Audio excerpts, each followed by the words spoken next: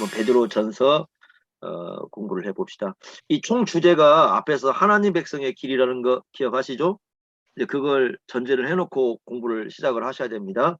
그래서 그 뒤에 보시면 몇 개를 뺐잖아요. 빼고 두 개만 이게 몇 개 이렇게 추려서 하는데 이제 그 예를 들면 베드로 후서 빠지고 뭐 요한도 2서 3서 빠지고 이렇게 뺐잖아요. 이제 왜 뺐냐면은 그 하나님 백성의 길이라는 그 주제에 맞게 이렇게 되어 있는 것들 주로 이제 공동 서신을 중심으로 해서 이제 거기에 맞는 것들 몇 개를 이렇게 추려서 하니라고 이제 그걸 뺐어요. 그러니까 이제 그렇게 알고 나중에 이제 기회가 되면 이제 그런 부분도 같이 이제 공부를 한번 해보도록 하게요. 베드로전서가 우리가 언제 기록이 됐는가? 베드로전서 기록은 아마 이제 베드로가 순교 전에 이제 기록한 것은 분명하겠죠. 그러면 베드로가 바울과 거의 비슷한 시기에 순교를 했거든요. 그렇다고 한다면 한 주후 64년쯤, 주후 한 64년쯤 기록이 됐을 것이다. 이렇게 보여지고, 기록 장소는 그 베드로전서 5장 13절에 보면은 바벨론에 있는 교회라고 딱 나옵니다. 그래서 바벨론에 있는 교회가 나오는데 그 바벨론이라는 곳이 어딘가에 대한 여러 견해가 있는데 거의 학자들의 공통적인 견해는 로마 같아요. 로마. 그래서 로마에서 베드로 전서를 순교하기 전에 썼을 것이다. 이렇게 이제 보통 이해를 하고 있습니다.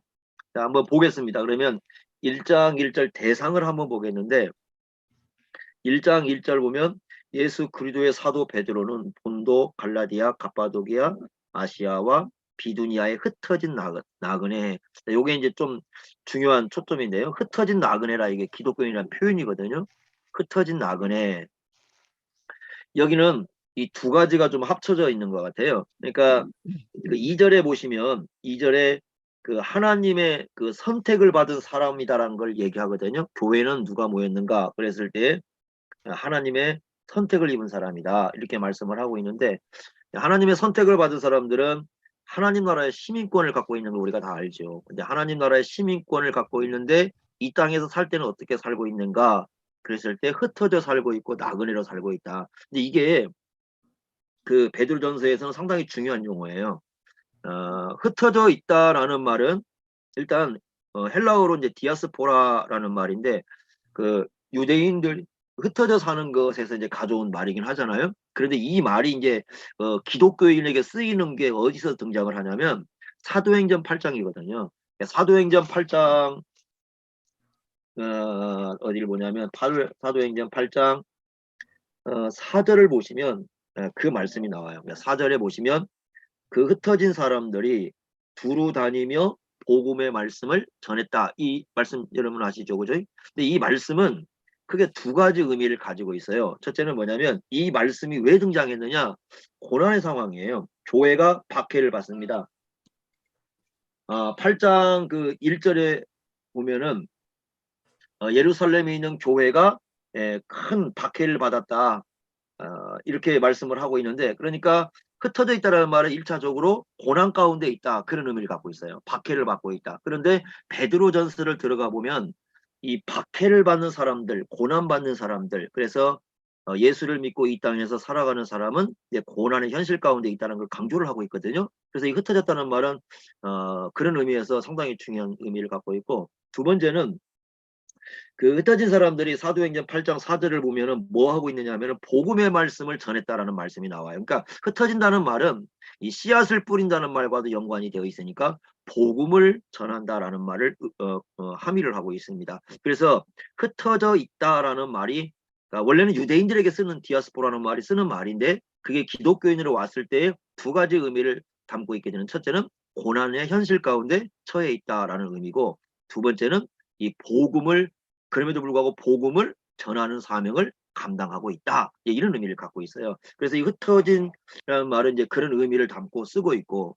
그 다음에 이 나그네라는 말인데 이 나그네라는 말도 이 베드로전서에서는 중요하게 이제 언급이 됩니다. 그 2장 11절 베드로전서 2장 11절 보면은 사랑하는 자들아 거류민과 나그네 같은 너희를 권하노니 그러면서 거기도 거류민과 나그네 같은 너희를 이렇게 쓰고 있거든요. 그럼 이 나그네라는 표현은 어떤 표현이냐면 이 그러니까 본향이 있을 때 나그네라는 말을 써요. 우리가 보통 세상에서는 나그네 그러면 갈 바 없고 정처 없고 뭐 그런 데 쓰잖아요. 그런데 기독교인에게 나그네라는 말을 쓸 때는 갈 데가 없고 정처가 없고 그런 개념이 아니고 분명히 가야 할 목적지가 있을 때 쓰는 표현이에요. 이게. 그래서 어디서 나오냐면 히브리서 11장 그 13절에 보면 13절에 그렇게 말씀했어요. 그 우리 믿음의 조상들에 대한 얘기를 하면서 이 사람들은 다 믿음을 따라 죽었으며 약속을 받지 못하였으되 그것들을 멀리서 보고 환영하며 또 땅에서는 외국인과 나그네임을 증언했다. 이렇게 얘기하면서 16절에 뭐라고 하냐면 본향을 사모하는 거다. 그러니까 그 나그네와 연결되어 있는 건 본향이에요. 본향이 없으면 이 나그네는 진짜 정처 없이 떠도는 거죠. 그러니까 일반 세상에서는 떠도는 나그네를 의미하지만 기독교인들에게는 이 본향이 있다라는 것을 가르쳐 주기 위해서 나그네라는 표현을 쓰고 있다. 그럼 이 세 가지를 한번 다 이렇게 합쳐 봅시다. 우리가 그러면 굉장히 중요하죠. 너희가 흩어진 나그네라. 다른 서신에는 잘 나오지 않는 표현을 베드로는 쓰고 있는 그 중요한 이유는 첫째는 고난의 현실 가운데 처해 있다. 두 번째는 복음을 전하는 사명을 감당하고 있다. 세 번째는 본향을 향해서 나아가고 있다. 이런 의미를 갖고 있어요. 그래서 이 세 가지 의미를 가지고 예수 그리스도를 믿는 사람들이 이 땅에서 어떤 삶을 살아야 되는가라는 걸 얘기해 주는데 이것이 이제 우리가 베드로전서를 보면 이 베드로전서에 쭉 이렇게 퍼져 있어요. 그래서 이 내용을 우리가 처음에 이해하고 들어가는 것이 중요할 것 같다 이렇게 말씀을 드리고요. 자, 그러면 베드로전서를 한번 보면 첫째 이 고난의 삶 아까도 말씀드렸지만 흩어졌다라는 말은 왜 흩어졌느냐? 박해입니다. 박해. 고난이 있고 박해가 있기 때문에 흩어져 있다. 그러니까 우리가 흩어져 살고 있다라는 개념은 내가 고난을 받고 있다. 이제 그런 의미로서 이해가 될 수 있는 용어거든요. 그러니까 그래서 이 베드로전서를 받고 있는 공동체는 이 고난의 삶 속에 살고 있는 겁니다. 이 고난을 받고 있고 고난의 현실 속에 있고 그래서 이 베드로전서에서는 고난에 대한 얘기가 참 많아요. 예수 믿으면 뭐 뭔가 이렇게 세상에서 잘 되고 뭐 이런 개념보다는 오히려 고난을 받는다라는 것을 많이 강조하고 있는 게 바로 베드로전서입니다. 자, 그래서 고난의 삶인데 첫째는 어떤 얘기를 하고 있냐면 이 세상이 어떤 곳이냐, 우리가 살고 있는 세상이라는 건 어떤 곳이냐 그랬을 때 시험이 있는 곳이다. 시험이 있고 그 시험은 한두 가지가 아니라 여러 가지다라고 가르쳐 주고 있습니다. 베드로전서 1장 한번 보겠습니다. 1장 6절 한번 보시죠. 6절. 이렇게 말씀했습니다. 그러므로 너희가 이제 여러 가지 시험으로 말미암아 여기 보면 여러 가지 시험이 있다라고 얘기하죠.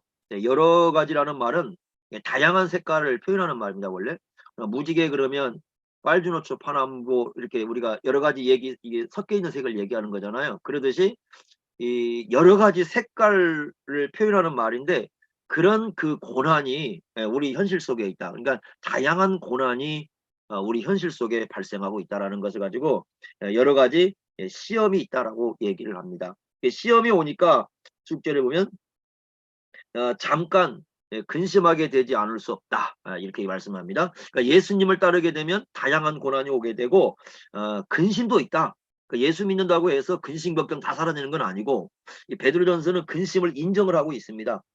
근심 있을 수 있다라는 거죠. 그래서 근심되지 않을 수 없으나 그러니까 이 말 얘기는 뭐냐면 근심할 수 있다라는 거죠.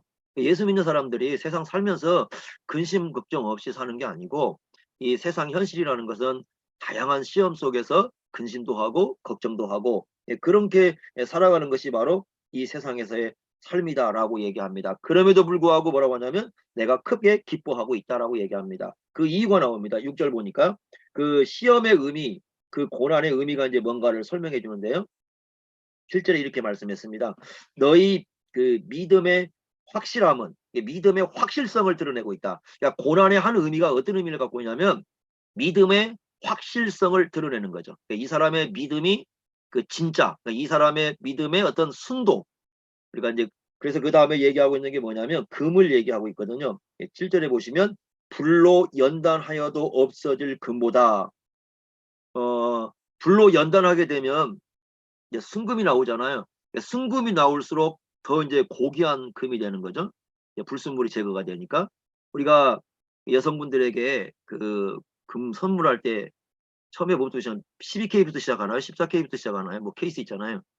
12, 18인가요? 그다음 최고 좋은 게 24K인가요? 뭘 가지려고 물어보면 뭐 가지겠어요, 다? 좋은 거 가지겠죠. 24K, 그죠? 똑같은 것도 24K 좋은 걸 가져야 이렇게 가지고 싶어 할 건데, 순금일수록 고귀하고 순금일수록 훨씬 더 이렇게 그 가치가 있는 거, 이게 이제 그 당시에도 마찬가지인데, 여기서 이제 그 말씀을 이게 가지고 있는데, 사실은 순금을 만들어내려고 하면 어떻게 해요? 불순물을 빼내야 됩니다. 그러니까 불순물을 제거하지 않으면 순금은 나오지 않아요. 그러니까 순금을 만들어내기 위해서는 불순물이 제거가 돼야 된다. 그러니까 불순물이 제거가 되려면 불 속에 들어가야죠. 불 속에 들어가지 않으면 이 불순물은 제거가 될 수 없고, 불순물이 제거가 되지 않으면 순금이 될 수 없잖아요. 그러니까 이제 베드로는 고난을 뭘로 표현하고 있냐면 그 불과 같다라는 거죠. 그 불과 같아 가지고 이 그 고난이 오면 마치 불로 이 연단을 해서 순금을 만들듯이 우리 속에 있는 진짜 믿음이 있는데, 이 믿음을 더 순수하게 해주고 더 단련시키고 더 확실하게 만들어주고, 그것이 바로 이제 고난이라는 거죠. 고난이 사실 오지 않으면은 그 사람의 믿음에 대해서 사실 알 수가 없는 경우가 많아요. 그죠? 목회 이제 하다 보면은 고난이 없으면 저 사람의 믿음이 저게 진짜일까 확인이 안 될 때가 많은데, 고난이 오면 확실히 드러나는 것 같아요. 이게 목회 이제 오랫동안 해보니까 사람이 어려움이 오고 고난이 와 보니까, 야 저게 진짜 저 사람이 가지고 있는 게 저게 진짜 믿음이었는가 아니었는가, 그리고 저 사람이 어느 정도의 믿음을 갖고 있었는가, 그걸 좀 이해를 할 수 있는 것 같아요. 그래서 여기서 지금 그 표현을 쓰고 있는 겁니다. 믿음이 확실하다, 확실하게 드러난다는 거죠. 그리고 귀하다. 이건 무엇보다 귀하다면 순금보다, 세상의 금보다도 훨씬 더 귀한 것이다. 금도 순금을 만들려면 단련이 되고, 우리 예수 믿는 사람들도 순수한 믿음이 되려면 단련이 되지만, 순금보다, 단련된 순금보다 단련된 우리의 믿음이 훨씬 더 고귀한 거다. 이렇게 얘기합니다. 왜 그러냐? 금은 뭐 세상에 존재할 때만 있는 거죠. 사실은 뭐 하나님 나라 갈 때까지 뭐 금을 가지고 갈 건 아니잖아요. 아무리 뭐 죽은 사람한테 금을 넣어주고 금을 이렇게 챙겨줘도 그 사람 죽을 때 금 가지고 가는 게 아니거든요. 세상에 존재할 때만 가지고 가지만, 우리의 믿음은 그렇지 않습니다. 그러니까 우리의 믿음은 단지 이 세상에서만 존재하고 끝나는 게 아니라 장차 죽어도 영원히 존재하는 것이 바로 우리 믿음이거든요. 그래서 그 다음에 7절에 얘기하는 것이 뭐냐면, 예수 그리스도께 나타나실 때 칭찬과 영광과 존귀를 얻는다. 뭐가 그러냐면 우리 믿음이 그런 거예요. 우리 믿음으로 말미암아, 우리가 가지고 있는 믿음으로 말미암아서 칭찬도 받고 그다음에 영광도 받고 그다음에 존귀도 얻는 것이다. 그러니까 우리가 얼마나 금을 많이 가지고 있느냐, 순금을 많이 가지고 있느냐, 그걸로 인해서 우리가 어떤 존귀성이 드러나는 게 아니라 어떤 믿음을 갖고 있느냐, 그게 존귀성을 드러내기 때문에 귀한 것이다. 이렇게 이제 말씀을 해주고 있습니다. 첫 번째로 이런 겁니다. 세상에서는 우리가 다 여러 가지 시험 속에 살지만, 그 시험에 우리에게 한 가지 존귀한 그 이유는 바로 뭐냐? 우리의 믿음을 연단하고 우리의 믿음의 불순물을 다 빼내가지고 순수한 믿음을 갖게 만들어서 가장 확실한 믿음으로 드러내고 있는 것이다. 이렇게 말씀을 하고 있는 거죠. 어떻게 생각한다면 코로나도 어떤 믿음의 시험이라고 볼 수 있지 않을까요? 그 코로나가 우리가 가지고 있는 믿음이 어떤 믿음인가를 이렇게 싹 한번 살펴줄 수 있는 중요한 거잖아요, 그것도. 그래서 지금까지 한국 교회는 그 믿음이 진짜인지 가짜인지 시험해 볼 기회가 별로 없었잖아요. 계속 지내 오면서. 그런데 이제 그런 큰 코로나라는 것이 오면서, 코로나가 오면서 가장 문제가 됐던 게 예배거든요. 그런데 우리가 히브리서도 보면 알겠지만 고난이 올 때 제일 문제가 되는 게 예배 문제거든요. 예배를 못 드리게 하는 거거든요. 또 성도들은 예배를 안 드리려고 하는 거고, 이제 그런 문제가 발생하는데, 실제 히브리서 공동체에서, 그래서 히브리서 10장에 가보면 이 모이기를 패하는 사람들이 있는데 그거 조심해라고 얘기했거든요. 그러듯이 이 고난이 오면 제일 문제가 되는 게 예배인데, 이 예배의 문제를 포기해버리는 거죠. 그러면 이제 이 사람들의 믿음을 알 수가 있는 거죠. 우리가 이번에 볼 수 있는 게 바로 이 문제였던 것 같아요. 그래서 코로나가 오면서 이 사람의 진정한 믿음이 어떤가를 볼 수 있는 아마 기회가 되었다, 이렇게 볼 수가 있고, 자, 그 다음에 1장에 이렇게 고난에 대한 얘기를 하잖아요. 그럼 2장에도 고난받는 얘기를 해요. 고난받는 예수의 발자취를 따르라라는 얘기를 합니다. 2장 한번 18절에 한번 가보겠습니다. 2장 18절 가보면 예, 고난에 대한 얘기를 하는데 어떤 고난을 얘기하냐면 두 가지 고난을 얘기합니다. 첫째는 2장 19절 보면 부당하게 받는 고난. 이게 부당하게 받는 고난은 뭘 이렇게 잘못해가고 받는 고난이 아니라 예수를 잘 믿기 때문에 받는 고난이죠. 그러니까 내가 예수님을 믿고 예수님을 따르기 때문에 받는 고난이 부당하게 받는 고난인데 그런 고난은 그 인내하라 그게 인내하라. 19절에 보면 어 슬픔을 참아라 이렇게 얘기하는데 어떻게 참을 수 있느냐? 하나님을 생각하라고 얘기합니다. 그래서 하나님을 생각하고 슬픔을 참으면 그 부당하게 받는 고난은 아름다움을 줄 수 있다 이렇게 얘기하는데 또 하나의 고난은 뭐냐면 20절에 보니까 죄가 있어 매를 맞는 고난이 있거든요. 죄적 가지고 매 맞는 고난은 그거 좋은 거 아니거든요. 그러니까 고난이라고 다 좋은 게 아니고 만약에 이 사람이 죄를 져 가지고 매를 맞는 고난이 있습니다. 실제로 그런 고난이 존재합니다. 그죠?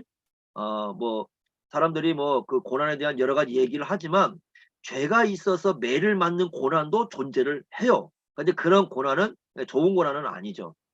그러나 부당하게 받는 고난은 아름다운 고난이다라고 얘기하면서 어떤 얘기를 하냐면 21절 보십시오. 이를 위하여 너희가 부르심을 받았다. 그러니까 하나님의 부르신 받은 목적이 뭐냐라고 했을 때 거기 그리스도도 너희를 위하여 고난을 받아서 너희에게 본을 끼쳐 그 자치를 따라오게 하려 하는 것이다. 그러니까 고난 받는 것 자체를 위해서 부르셨다는 뜻은 아니에요. 그러기보다는 여기서 초점은 뭐냐면 예수님의 그 발자취를 따라가는 거죠. 그래서 예수님의 발자취를 따라간다는 얘기가 등장을 하고 있는데 거기 보시면 이 본이라는 말이 나오는데요. 이 본이라는 말이 어떤 거와 똑같은 얘기냐면 그 예전에 그 목사님들하고 우리 사모님은 했는지 모르겠네요. 이 글씨 쓸 때요. 지금 성경 쓰기 할 때 보면은 왜 옆에 이렇게 글 이렇게 써 있잖아요. 그 옆에다 이렇게 보고 쓰게 하죠. 그런 방식이 있고 또 하나는 어떤 게 있냐면 예전에 이렇게 점선으로 쓰여 있는 거 혹시 기억하시나요? 점선으로 쓰여 있고 그대로 이렇게 따라 쓰기 하는 거 있죠. 이 점선을 딱 써놓고 따라 쓰기 하는 거. 거기서 온 말이에요. 그러니까 그 당시 1세기 당시에 글을 가르칠 때 이제 교사들이 이렇게 글을 써줘요. 이렇게 써주고 그걸 그대로 이렇게 따라오게 하는 거거든요. 이제 거기에서 온 말이 바로 이 본이라는 말이에요. 그러니까 우리가 어떤 삶을 살고 있냐면 그렇게 예수님의 본을 따라가는 삶인데 예수님이 가는 그 발자취를 마치 그 교사가 아이들을 가르치기 위해서 이렇게 쓰면은 이게 따라가듯이 우리가 예수님이 가는 이 삶을 발자취 이렇게 따라가는 삶이 있는데 그 가운데 하나가 뭐냐면 예수님이 고난을 받았기 때문에 우리도 같이 고난을 받아야 된다. 그 얘기를 해주고 있는 겁니다. 그러니까 우리가 왜 부름을 받았느냐? 핵심은 뭐냐면 예수님을 따라가는 거예요. 예수님의 발자취를 따라가는 것 가운데 하나가 바로 뭐냐면 고난을 받는 것이다. 이렇게 얘기를 해주고 있습니다. 그래서 고난이라는 것은 예수님과 함께 이게 인생길을 걷는 우리가 예수님과 함께 삶을 살아가는 그런 모습이다라고 우리에게 말씀해주고 있습니다. 이런 면들이 이제 고난에 대해서는 상당히 좀 위로가 되는 말씀이죠. 자, 그 다음에 베드로전서 3장에도 고난 얘기예요. 그러니까 이게 지금 계속 고난인데 3장에도 이제 고난 얘기가 등장을 합니다. 넘겨보시면요, 우리 교재는 38쪽이고 3장 13절부터 17절까지 거기 나옵니다. 13절부터 17절까지는 또 고난 얘기가 나오는데 여기는 어떤 고난 얘기가 나오냐면 선을 행함으로 받는 고난 얘기가 나옵니다. 한번 3장 13절 보겠습니다. 또 너희가 열심으로 선을 행하며 근데 우리가 보통 선을 행하면 칭찬을 받아야 되잖아요. 그러니까 세상에서는 선을 행하면 칭찬을 받는데 예수 믿는 사람들은 선을 행하면 고난을 받습니다. 좀 이상하죠. 그죠? 예수 믿는 사람들의 삶이라는 게 참 이상한 것이 이런 데서 드러납니다. 14절 보면은 그러나 의를 위하여 고난을 받으면 복 있는 자니 요거 의를 위하여 받는 고난은 이거 산상보훈에 나오는 말씀이죠. 산상보훈에 보면은 그 의를 위하여 고난을 받으면 복이 있나니 이게 예수님을 위해서 받는 고난이거든요. 우리가 산상보훈에 보면은 팔복 중에 이제 하나가 이 내용인데 거기에서 이제 이 베드로가 가져온 표현이죠. 그래서 의를 위하여 고난을 받으면 복 있는 자니 그걸 두려워하지도 말고 이제 근심도 하지 말아라 이렇게 얘기를 하죠. 앞에서는 근심한다고 얘기하는데 근심하지 말라 그렇게 얘기하고요. 그 다음에 15절 보시면 너희 마음에 그리스도를 주로 삼아 거룩하게 하고 너희 속에 있는 소망에 관한 이유를 묻는 자에게 대답할 것을 항상 준비하되 온유와 두려움을 하라 이렇게 말씀을 하고 있습니다. 그러니까 너희 마음에 그리스도를 주로 삼아 거룩하게 하고, 예, 거룩하게 하라는 말은 이제 베드로전서에 또 강조하는 표현 중에 하나인데, 구별된 삶을 살아라. 그러니까 우리가 삶을 살 때 그냥 사는 게 아니라 예수님이 그 내 안에 계신 우리 마음의 이 주인으로 계신 그걸 드러내는 삶을 사는 게 거룩한 삶이에요. 어디에 있든지 그러죠. 뭘 하든지 우리가 내 안에 예수님이 계시다는, 주님으로 계시다는 그것을 드러내는 게 거룩한 삶인데, 그 거룩한 삶을 살고 그 다음에 너희 속에 있는 소망에 관한 이유를 묻는 자에게. 그러니까 우리가 이제 예수 믿는 사람이 어떤 삶을 살지 않겠습니까? 그러면 사람들이 질문을 하겠죠. 아, 당신들은 왜 그렇게 삽니까? 남들은 그렇게 살지 않는데 당신들은 왜 그렇게 살고 있습니까? 라고 이 질문을 할 거 아니겠습니까? 예를 든다면 뭐 주일날, 주일날 뭐 사람들은 뭐 여행도 가고, 주일날 사람들은 뭐 여러 가지를 하는데, 예수 믿는 사람들은 그 주일날 예배로 모인단 말이에요. 그럼 사람들이 아, 당신들은 뭐 맨날 그렇게 주일날 예배 드린다고 이렇게 모입니까? 뭔가 질문을 할 수 있지 않겠습니까? 우리가 어떤 소망을 가지고 있기 때문에 뭔가를 행하게 되는데 그 이유를 묻습니다. 그러면 그런 사람들에 대해서 항상 대답할 걸 준비하라. 이렇게 대답이라는 말 나오는데, 여기 대답이라는 말에서 나온 말이 변증학입니다. 변증학. 그러니까 변증을 하라 그래. 변증학. 변호하다, 뭐 변증하다 그런 말인데, 우리가 그 왜 이렇게 사는지, 그러니까 우리가 왜 이렇게 삶을 살고 있는지 설명할 수 있어야 된다. 이렇게 얘기합니다. 그리고 그 설명할 때는 온유와 두려움으로 하라. 이렇게 말씀을 하고 있고요. 그 다음에 17절 말씀 보겠습니다. 선을 행함으로 고난을 받는 게 하나님 뜻이다. 이렇게 말씀해요. 하나님 뜻을 사람들이 많이 묻습니다. 하나님 뜻이 무엇입니까? 뭐 많은 사람들이 하나님 뜻 그러면 뭐 물론 선교도 찾고 다양한 걸 찾지만, 베드로가 보는 하나님 뜻은요, 선을 행함으로 고난을 받는 것이다. 이렇게 나옵니다. 사실 이렇게 하나님 뜻을 말씀하는 분들은 많지는 않죠. 근데 베드로는 이게 아주 분명합니다. 선을 행하라.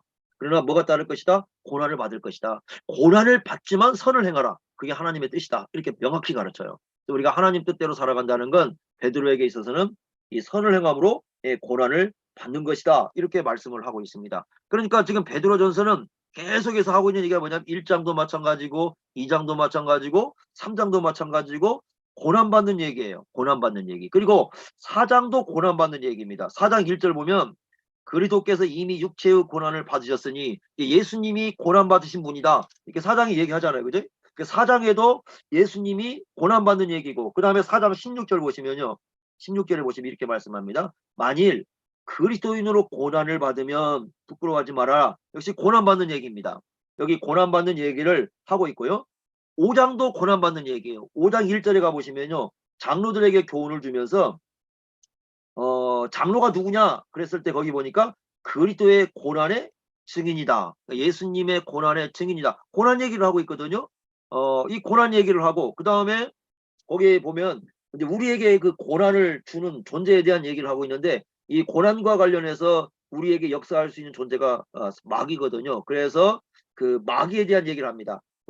5장 8절에 보시면 마귀가 우는 사자같이 두루다니며 삼킬 자를 찾는다 이렇게 얘기하지 않습니까? 그러면서 9절에 뭔 얘기하냐면 너희도 형제들과 동일한 고난을 당하고 있다. 그러니까 우리가 당하는 고난 가운데 누가 역사할 수 있냐면 마귀가 역사할 수 있는 그 고난도 있다. 이렇게 얘기를 하거든요. 그래서 이제 아마 그 당시가 지금 이 베드로가 있을 때가 네로 황제가 그 지금 정치적으로 예수 믿는 사람을 계속 핍박하고 있을 때잖아요. 그러니까 그 네로 황제의 그 중심 속에, 네로 황제 뒤에 배우죠. 네로 황제의 배우 속에 누가 있다라는 생각을 할 수 있냐면 마귀가 존재하고 있다고 볼 수 있어요. 이걸 어디서 우리가 이해할 수 있냐면 그 요한계시록 13장인데, 그 요한계시록 13장을 보면 두 마리 짐승이 나오잖아요. 바다에서 올라온 짐승이 있고 땅에서 올라온 짐승이 있는데, 첫 번째 나오는 바다에서 올라오는 짐승이 정치 권력이거든요. 정치 권력을 가지고 그 예수 믿는 사람을 박해하는 건데, 그 바다에서 올라오는 짐승에게 권세를 준 존재가 용이에요. 마귀란 말이죠. 그러니까 정치 권력과 교회를 박해하는 정치 권력과 배후에 있는 존재가 마귀다 이렇게 얘기를 해주고 있고요.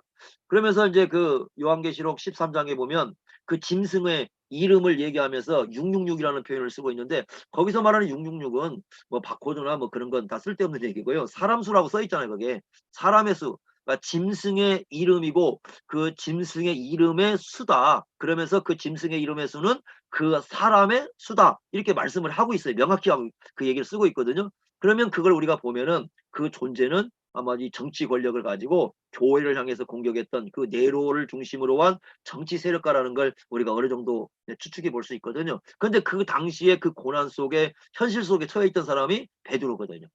그래서 베드로는 이제 그런 부분에서 계속적으로 고난을 언급하는데 5장 그 8절 마귀와 그 다음에 9절의 고난 얘기는 아마도 이제 그 네로 황제의 그 박해가 시작되는 그 시점에서 그것과 연관이 되어 있지 않는가 이렇게 이제 우리가 추측도 해볼 수가 있습니다. 그래서 1장, 2장, 3장, 4장, 5장까지 전체가 다 뭘 강조하고 있냐면 고난을 강조하고 있다. 이 땅에 살아가는 모든 그리스도인들은 예수 믿는 것 때문에 고난받을 생각을 분명히 해야 된다라고 말씀을 하고 있습니다.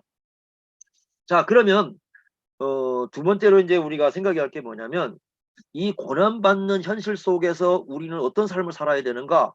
그랬을 때 이제 천국 백성의 삶을 살아야 된다라고 얘기하는데 그 천국 백성의 삶이 무엇인가를 이제 쭉 가르쳐 주고 있는 것이 또 베드로 전서죠. 그래서 어떤 내용을 말씀하고 있냐면 아까 말씀드린 것처럼 이 땅에서는 나그네라는 얘기를 쓰고 있습니다. 1장 1절에 아까 흩어진 나그네 이렇게 썼어요. 흩어진 나그네. 그리고 2장 11절 보시면 거류민과 나그네 이렇게 썼는데 거류민하고 나그네는 약간 좀 달라요. 거류민은 뭘 얘기하는 거냐면 그 여러분 한 나라 안에서 이렇게 한 나라 안에서 우리가 그걸 타향살이라고 그러죠. 예, 고향에서 살지 않고 뭐 다른 지역에 살고 있잖아요. 그죠? 목사님하고 사모님도 타향살인가요? 거기가?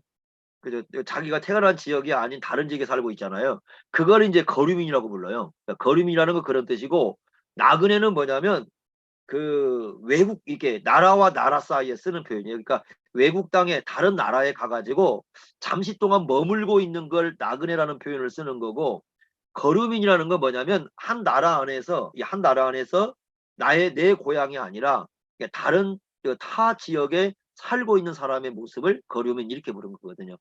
나그네는 이게 나라를 떠나서 다른 외국 땅에 거하는 사람들이고 이렇게 얘기하고 있거든요. 그러니까 이것은 모두가 다 어떤 개념을 갖고 있냐면 거류민은 고향이 있다는 것이고 나그네는 나라가 있다는 뜻이거든요. 그러니까 이걸 나중에 히브리서에서는 본향이다 이렇게 쓰는 거거든요. 그러니까 우리가 이 땅에서는 어떻게 살아야 되는가? 나그네의 삶을 살아야 되고 거류민의 삶을 살아야 된다. 즉 이 땅이 우리의 그 영원한 정착지는 아니라는 거죠. 이 표현을 어디서 가져왔을까 한번 우리가 잠깐 보겠는데요. 시편 39편 12절 보십시오. 한번. 시편 39편 12절을 보시면 다윗이 이런 얘기를 합니다. 예. 39편 12절에 보시면 여호와여 나의 기도를 들으시며 나의 부르짖음에 귀를 기울이소서. 내가 눈물 흘릴 때에 잠잠하지 마옵소서. 그러면서 뭐라고 하냐면 나는 주와 함께 있는 나그네이며 나의 모든 조상들처럼 떠도나이다. 이렇게 떠도나이다라고 쓰고 있습니다. 떠돈다는 것은 히브리서에서 얘기한 것처럼 어, 이 땅에서 나그네 삶을 사는 건데 그냥 방랑한다는 뜻이 아니라 본향이 있어가지고 그 본향을 향해서 이렇게 걸어가는 삶을 사는 걸 얘기하거든요. 그리고 이제 다윗은 자기가 나그네라고 얘기하는데 재밌는 표현이 하나가 나오죠. 그냥 나그네가 아니라 주와 함께 있는 나그네라. 이게 세상의 나그네와 다른 거죠. 그러니까 세상 나그네는 갈 데가 없어가지고 막 떠들고 있지만은 이 시편 39편 12절에 말씀하고 있는 나그네는 주님이 함께하고 있는 나그네라. 다윗은 이제 그런 고백을 하고 있는 거죠. 그러니까 자기 인생을 자기도 인생을 언젠가는 떠날 것을 생각하고 오래 머물지 않을 것을 생각하고 있습니다. 그러면서 자기 인생을 표현할 때 나그네고 그리고 조상들처럼 떠도는 것이다. 이 땅에서 우리는 다 그렇게 생각해야죠. 벌써 우리는 뭐 어차피 그거 다 경험하고 있잖아요. 안 그렇습니까? 점점 나이 먹으면서 눈도 침침해지고 몸도 힘들어지고 그죠? 책을 봐도 글자가 잘 안 보이고 이제 귀도 잘 안 들리려고 그러고요. 여러 가지 현상 나옵니다. 제가 아는 목사님 한 분은 책을 보다가 이제 목 디스크가 왔대. 50대 후반인데 목 디스크가 와가지고 책을 못 보고 이제 막 고생이 많답니다. 이렇게 목 때문에 나이 먹은 징조가 점점 나오는 거죠. 이게 점점 나올수록 우리는 이 땅에서 영원히 살 수 없는 존재라는 걸 알 수가 있다. 이렇게 볼 수 있는데 그런데 하나 중요한 게 뭐냐면 그 베드로전서 2장 11절에 보시면 그 나그네라고 하면서 그 나그네가 해야 할 일이 뭐냐라고 하는 게 나오는데 영혼을 거슬러 싸우는 육체의 정욕을 제어하라 이런 얘기를 쓰고 있습니다. 그러니까 여기 현재 진행형을 쓰고 재밌게 현재 진행형입니다. 현재 진행형 거슬러 싸우는 얘기가 나오는데 거슬러 싸우는 요 표현이 현재 진행형에서 계속적으로 우리가 그 영적 싸움을 해야 된다고 얘기하는데 영혼을 거슬러서 싸우는 육체의 정욕이다. 이렇게 표현하고 쓰고 있습니다. 그래서 그 여기서 말하는 육체라는 것은 그 어떤 죄로 부패한 어떤 그 인간 내면 세계죠. 그 욕심이 자기 이기심이라는 그 욕심이 있고 죄로 부패한 어떤 그런 마음을 얘기하는데 바로 이제 그 인간 속에 잠재하고 있는 그 죄의 잔재, 내 안에 거주하고 있는 죄가 있는데 우리 영혼이 싸우고 있습니다. 그거와요. 근데 이게 참 재밌어요. 왜 그러냐면 뭐가 싸우는 거냐면 영혼이 싸우는 거 영혼. 영혼이 싸우는데 안 믿는 사람들은 안 싸워요. 이게 특징이에요. 안 믿는 사람들의 영혼 속에는 자기 인간의 그 내면의 그 욕심 있잖아요. 그거하고 싸우질 않아요. 오히려 그 안 믿는 사람들의 영혼은 오히려 그 욕심을 가지고 자기 이기심을 가지고 뭔가의 삶을 추구해가는 삶을 사는 거지 영혼에 싸우질 않습니다. 그러면 이 말씀은 어떠냐면 영혼에 뭔가 싸울 수 있는 내면이 존재하는 겁니다. 이게. 그러면 이게서 어디서 우리가 볼 수 있는 거냐면 갈라디아서 보시면 그 5장의 육체의 소욕과 성령의 소욕 나오죠.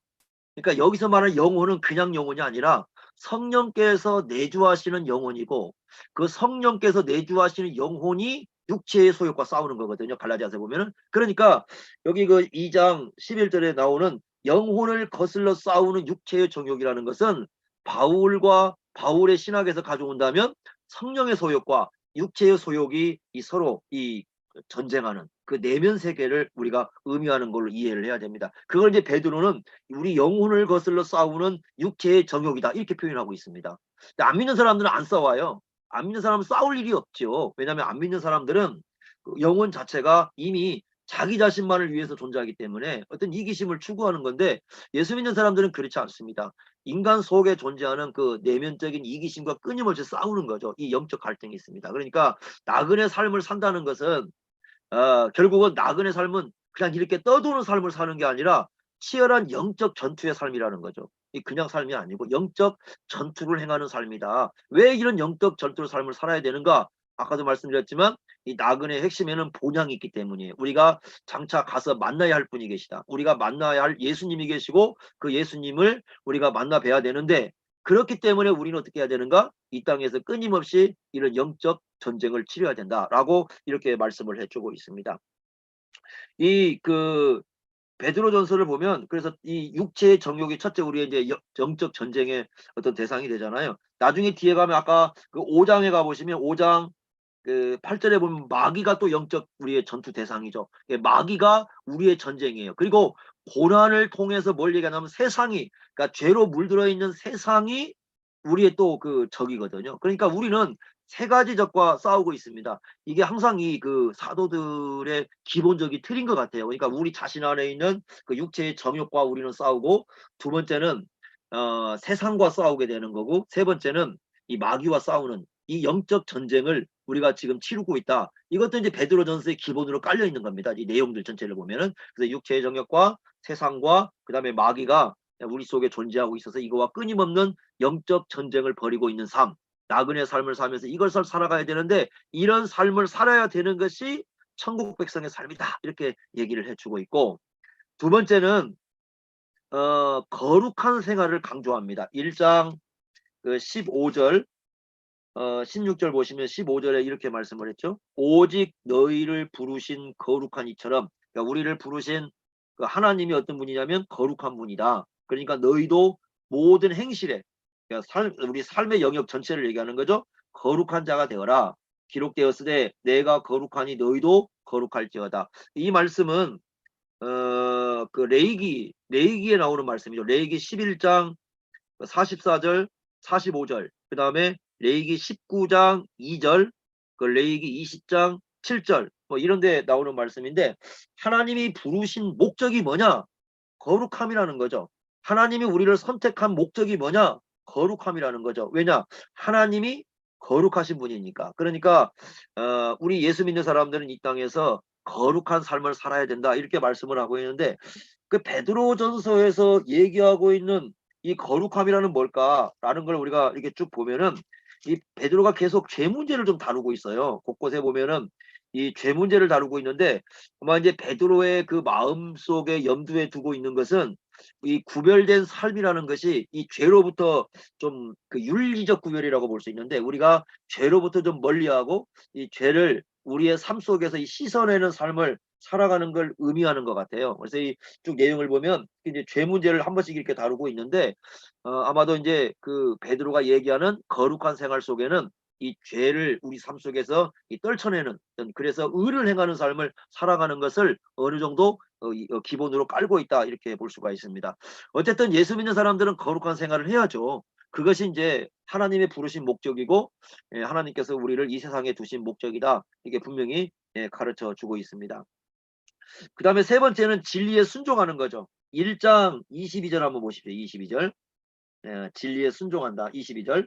너희가 진리를 순종함으로 너희 영혼을 깨끗하게 하여 여기 진리를 순종한다는 말씀을 하고 있는데 이게 이제 학자들 따라서 두 가지 이제 해석이 가능해요. 첫째는 어떻게 보는 거냐면 처음에 그 예수님 믿을 때 있잖아요.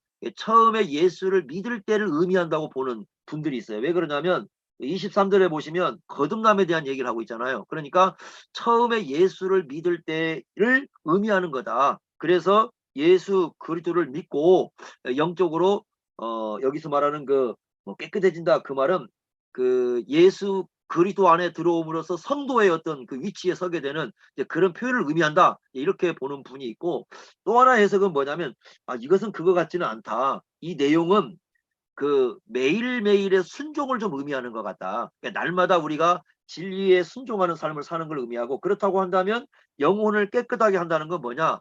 영적 성숙의 의미를 갖는 게 아닌가.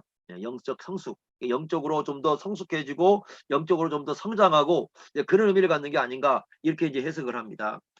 그 참 그 이 두 개가 견해가 다 좀 그 의미가 다 있어요. 근데 아마 제가 볼 때는 두 개를 좀 합쳐서 보는 것도 괜찮지 않을까 싶어요, 이 말씀은. 처음에 이제 예수를 믿을 때 진리를 순종할 때 이미 우리가 성도 안에 이제 성도라는 이름을 얻잖아요. 그러나 계속적으로 우리가 진리에 순종함으로써 어떤 영적 성장을 기해야 되는 그 부분을 좀 같이 의미하고 있다. 이렇게 보는 것이 좀 낫지 않을까? 이렇게 좀 생각이 되어질 것 같아요. 그런데 영적 성장의 기준이 뭐냐 하는 겁니다. 여기서 영적 성장의 기준을 보겠습니다. 그 영적 성장의 기준은 22절에 보니까 뭐라고 얘기하냐면 거짓없이 형제를 사랑하는 건데 형제 사랑합니다. 마음으로 뜨겁게 서로 사랑하는 것이다. 여기 보시면 진리에 순종함으로써 그러니까 하나님의 말씀에 순종하잖아요. 말씀에 순종하고 말씀에 순종함으로써 성숙해진다는 건 뭐냐면 사랑의 삶을 더 이렇게 풍성하게 살아가는 거다. 그래서 서로 사랑하는 것은 예수님의 말씀인데 이 서로 사랑하는 삶을 살아가는 것, 더 풍성하게 살아가는 것, 그것이야말로 진정한 신앙의 성숙이 아닌가 지금 이렇게 얘기를 하고 있습니다. 상당히 베드로에게 이게 중요한 겁니다. 뜨겁게 사랑하라고 했는데 이 뜨겁다는 것은요. 그 이렇게 뭐라고 할까요? 이 강도가 아니에요. 이게 뭐냐면 이 막 열이 그 팔팔 끓듯이 이런 개념이라기보다는 지속성 개념입니다. 지속성 개념. 예. 그 예수님께서 그 요한복음 13장 1절에 보면 제자들을 사랑하되 끝까지 사랑한다고 그랬잖아요. 그 끝까지라는 말하고 같은 의미라고 보시면 돼요. 그러니까 뜨겁다라는 말은 뭐냐면 끝까지 이렇게 끝까지 사랑하는 어떤 그런 삶을 살아가는 걸 의미하는데 바로 여기에서 말씀하고 있는 그겁니다. 그러니까 이 사람이 영혼이 거듭났다는 증거는 뭐냐면 그 23절에 보시면 너희가 거듭난 것은 썩어질 씨로 된 것이 아니라 하나님의 말씀으로 되었다. 그래서 이 말씀과 아마 연관이 될 것 같은데 예수님의 말씀대로 서로 사랑하라는 삶을 사는 사람은 어떤 사람만 살 수 있냐면 거듭난 사람만 살 수 있다라는 거죠. 그리고 거듭난 사람만 이 예수님이 말씀하는 이 사랑을 실천할 수가 있다고 이렇게 말씀하고 있는 거예요. 그러니까 이 사랑이라는 것은 그냥 사람이 만들어내는 게 아니죠. 예를 들면 예수님께서 너희가 서로 사랑하라. 그 말씀은 사람이 만들어내는 게 아니라 거듭난 영혼만이 가질 수 있는 그 사랑을 얘기하는 건데 이 사랑이 어떻게 성장하느냐? 진리의 말씀을 들음으로써. 그러니까 계속해서 하나님 말씀을 들음으로써 이 사랑이 성숙해 나가는 거죠. 우리가 그 교회 안에서요, 그 진짜 예를 든다면 이 사람이 하나님의 말씀에 의해서 성장하고 있느냐, 어떻게 보면 알 수 있느냐, 이 사람이 예수님 말씀대로 서로 살아가는 말씀이 점점 이게 풍요로워지고 있는지, 이게 점점 자라나고 있는지, 그걸 보면 알 수 있다라는 거죠. 그게 이제 베드로가 보는 관점입니다. 근데 베드로는 이거 아주 중요한 개념이죠. 왜냐하면 베드로는 예수님을 사실 그 부인한 경험이 있잖아요. 예수님은 베드로를 부인한 경험이 있을 때에, 그리고 이제 예수님께서 베드로를 찾아갔을 때 예수님께서 질문한 게 네가 나를 사랑하느냐 하는 질문을 3번 하지 않았습니까? 그런 질문을 통해서 예수님께서 얼마나 자기를 이 사랑하는가를 깨달았을 거란 말이에요. 그러니까 자기가 때로는 실수하고 때로는 잘못하고 때로는 부족하고 때로는 예수님을 부인했지만, 그럼에도 불구하고 끝까지 그 베드로라는 사람을 예수님이 놓지 않고 하나님의 일꾼으로 쓰시고 하나님 나라를 위해 쓰지 않았습니까? 그게 바로 뭐냐면 예수님의 뜨거운 사랑이죠. 베드로를 향한 뜨거운 사랑. 베드로는 그걸 친히 경험한 사람이에요. 그런데 그런 사랑을 우리 예수 믿는 사람들도 이 땅에서 살아가야 된다, 이렇게 말씀을 합니다. 이게 중요한 좀 이유가 있는 것 같아요. 왜냐하면 종말 시대에 이 사랑의 특징에 대한 얘기를 좀 쓰고 있는 부분이 있는데, 마태복음 24장에 기억할 거예요. 마태복음 24장에 어떤 얘기를 하고 있냐면 사랑이 식어지리라. 기억하십니까? 종말 시대의 특징 중에 하나가 사랑이 식어지리라, 이제 그 말씀을 하고 있는데, 사랑이 식어집니다. 그러니까 진정한 사랑을 보기가 어려운 그런 현실이 오게 되고, 그 다음에 디모데후서 3장에 가면 말세에 다른 이게 잘못된 사랑이 사람의 마음을 지배한다고 써놨지 않습니까? 그래서 거기에 보면 3가지 얘기하는데, 자기를 사랑하는 것, 그 다음에 돈을 사랑하는 것, 그 다음에 쾌락을 사랑하는 것, 이 3가지가 나오잖아요. 그러니까 우리가 그 종말 시대의 사랑을 특징을 보면 예수님 말씀과 바울이 쓴 서신을 보면 진정한 사랑은 식어져 버리고, 그 다음에 자기를 사랑하고 돈을 사랑하고 쾌락을 사랑하는 잘못된 사랑은 사람들에게 풍성해질 거란 말이죠. 이런 시대에 우리 예수 믿는 사람들이 해야 할 가장 중요한 일 중에 하나가 뭐냐면 진짜 사랑을 보여주는 거죠. 뭐가 진짜 사랑인가? 예수님 안에서 사랑하며 산다는 게 뭔가? 어떤 것이 우리가 성숙된 사랑을 살아가는 건가? 그 사랑하는 삶을 정말 드러낼 수 있는 것이 이 세상 속에서 그 예수 믿는 사람들이 해야 할 일이다. 그러면 이렇게 볼 수 있죠. 예수님께서 아까 이제 베드로가 거룩한 삶을 살아라고 그랬는데, 우리를 구별하고 우리를 부르신 목적이 뭐냐? 서로 사랑하라. 그리고 거룩한 삶의 핵심이 뭐냐? 사랑하는 삶인 거죠. 뜨겁게 우리가 사랑하는 삶을 살아가는 것. 베드로는 그걸 원했어요. 비록 고난이 있지만, 근데 왜 이걸 또 염려하면, 고난이 오면, 어려움이 오면 사람들의 마음이 이 사랑이 식어지기가 쉽거든요. 그잖아요. 사람들이 사랑이 떠나기 쉬우니까 베드로는 고난이 현실에 있지만 그 고난 속에 살지만, 적어도 그럴수록 우리가 더 어떻게 해야 되느냐? 사랑이 떠나가는 게 아니라 더 풍성하게 예수 믿는 사람들의 사랑을 가져야 된다. 그러려면 어떻게 해야 되느냐? 진리의 말씀을 더 가까이 해야 된다. 그러니까 고난이 올수록 그 고난을 이겨내고 그 고난 속에서 성숙한 삶을 살아가려면 진리의 말씀에 순종해야 된다. 그러면 목회자의 사명이 굉장히 중요하죠. 왜냐하면 목회자는 이 진리를 전하는 사람이잖아요. 그러면 고난의 현실 속에 살아가는 이 그리스도인들에게 가장 중요한 사람은 목회자인 거죠. 왜? 말씀을 가르쳐서 그 말씀을 가지고 이런 삶을 살도록 힘을 주고 위로하고 그걸 붙들어 줘야 되는 거니까. 근데 만약에 목회자들이 이런 고난이 왔다고 해서 말씀을 포기하고 진리를 포기하고 우리가 그래 버리면 정말 예수 믿는 사람들은 설당이 없는 거죠. 네, 이런 부분들이 베드로가 아주 중요하게 보고 있다, 이렇게 우리가 이해를 할 수 있습니다. 자, 그 다음에 이제 베드로는 마지막으로 청지기의 삶을 강조합니다. 베드로전서 4장 7절 한번 보십시오. 7절 이렇게 말씀을 했습니다. 네, 7절 보시면 만물의 마지막이 가까이 왔으니, 이걸 만물, 이게 보면 마지막이라는 것이 만물의 마지막이잖아요. 그러니까 개인 종말이 아니죠. 우리가 종말론 배울 때 개인 종말하고 그다음에 역사적인 종말론 배우지 않습니까? 이 종말은 개인 종말이 아니라 역사의 종말이죠. 그게 만물의 마지막이니까. 만물의 마지막이 가까이 왔다는 말은 결국 예수님의 재림이 가까이 왔다는 뜻이죠. 예수님의 재림이 가까이 왔다. 그러므로 어떻게 해야 되나? 너희는 정신을 차리고 근신하여 기도하라. 이렇게 기도하라. 이렇게 말씀을 합니다. 그 근신이라는 말은 맑은 정신하고, 이 원래는 그 맑은 정신에서 가져온 말이고, 근신하다는 말. 또 하나는 뭐냐면 이 절제라는 말에서 온 말입니다. 그래서 맑은 정신과 절제가 이 플러스된 말이 근신이거든요. 맑은 정신을 갖고 있어야 되고, 그러면 기도하려면 삶을 절제할 줄 알아야 되거든요. 우리가 그 기도 시간을 확보하려면 이제 그게 필요하지 않겠습니까? 이제 그런 표현을 가져온 말인데 요건 베드로의 경험이 아주 중요하죠. 왜냐하면 예수님께서 겟세마네 그 동산에서 기도하자고 할 때에 맑은 정신이 아니었잖아요. 예, 진짜 베드로는 잠이 와가지고 흐릿해가지고 그랬는데 이제 그걸 가지고 베드로는 영적 이 진리로 이렇게 가져오는 거죠. 그래서 맑은 정신을 갖지 못하게 되면 기도하지 못하게 되고 기도하지 못하게 되면 만물의 마지막이 왔을 때 이 시험이 오게 될 텐데 그 시험 앞에서 넘어지고 무너지고 쓰러지게 되고 붕괴될 것이다. 이걸 강조하고 있거든요. 그래서 이 기도가 굉장히 중요합니다. 그 우리 시대에 점점 지금 그 교회들 이렇게 제가 상황을 들여다보니까 기도를 많이 잃어버린 것 같아요. 기도하는 사람들. 그리고 아마 우리 목사님들은 예전에 생활을 기억할 건데 미국의 그 어떤 신학자가 이런 얘기를 했습니다. 미국 교회를 얘기할 때 미국 교회는 그 탄식이 죽었다라는 표현을 썼어요. 탄식이 죽었다. 그러니까 탄식이 죽었다라는 말은 고난이 와도 어려워도 하나님을 찾지 않고 하나님을 향해 기도하지 않고 부르짖지 않고 이런 현실이 왔다는 거죠. 근데 우리는 어릴 때 아마 교회당을 간다면 교회당을 우리가 입구에 들어가잖아요. 저도 이제 어릴 때 보면 교회당 입구를 들어가면 교회당 안에 기도하는 사람이 있었어요. 누군가가 기도하고 있어요. 그리고 때로 그 기도하는 분 중에 우는 분들이 많이 들어갔거든요. 근데 지금 한번 보세요. 우리가 교회당 문에 들어가면 아무도 없어요. 때로는 그죠? 어떨 때는 목사님들만 기도하고 있고 또 교회당 들어가면 우는 사람이 없어요. 울음소리가 들려오지 않아요. 그러면 이참 종말 시대에 참 우리 교회들이 참 여러 가지 상황이 어렵지만 이런 기도하지 않는 현실이 어쩌면 가장 또 어려움을 줄 수 있는 그런 시기가 아닌가 이렇게 좀 보여지거든요. 바로 이제 베드로도 이런 얘기를 하는 것 같아요. 그리고 8절에 보시면 아까 앞에서 했던 말을 똑같이 하고 있습니다. 뜨겁게 서로 사랑하라. 앞에서 했잖아요. 영혼이 거듭난 증거는 사랑인데 어떻게 사랑하? 뜨겁게 사랑하니까 뜨겁게 우리가 이 종말 시대에 사랑해야 된다. 이렇게 말씀을 하고 있습니다.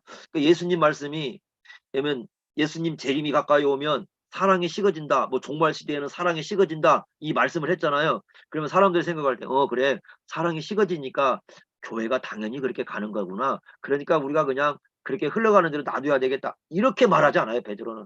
그러니까 그 말씀을 뒤집어 놓고 얘기했는 거예요. 그러니까 예수님이 말씀한 얘기를 사랑이 식어지니까 베드로는 어떻게 하라는 거예요? 그 사랑이 식어지는 그 현실 속에 처하지 말고 사랑해라.